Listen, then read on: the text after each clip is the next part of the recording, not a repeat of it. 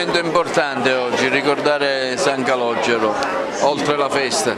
Sì, è un momento importante raccontare la festa nell'ambito di un incontro che abbiamo organizzato, che vuole testimoniare ancora una volta la fede e la devozione verso San Calogero, un incontro che è organizzato dalla confraternita, dai portatori che a mio avviso rappresentano l'animo popolare di questa festa, e quindi ci prepariamo con grande devozione e semplicità alla tradizione più antica degli agrigentini, che dura da più di 500 anni. Un convegno oggi per ricordare e parlare della figura anche storica e religiosa di San Calogero.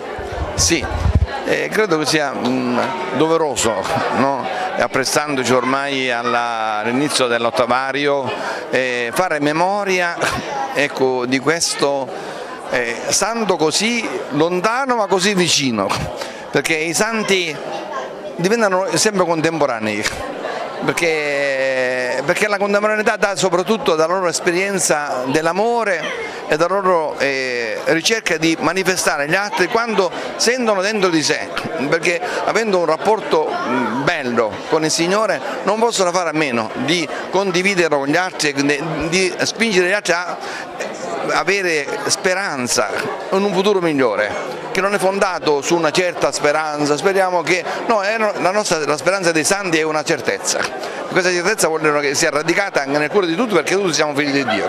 Domenica inizia la prima settimana per portarci poi alla seconda settimana, di una settimana intensa che il popolo agrigentino vive e festeggia, momento di festa, insomma, diventa San Calogero. Sì, io auguro a tutti gli agrigentini e a me, che mi sento agrigentino ormai perché la provvidenza ha voluto che stessi qui anche in questo anno e mezzo e sono qua, auguro a tutti gli agrigentini di vivere evangelicamente, ecco, questa celebrazione, questa festa di San Calogero, bene, tenendo conto soprattutto, ecco, della radice di fondo, no? E di questo messaggio che è soprattutto evangelico, no? Mettersi a servizio degli altri.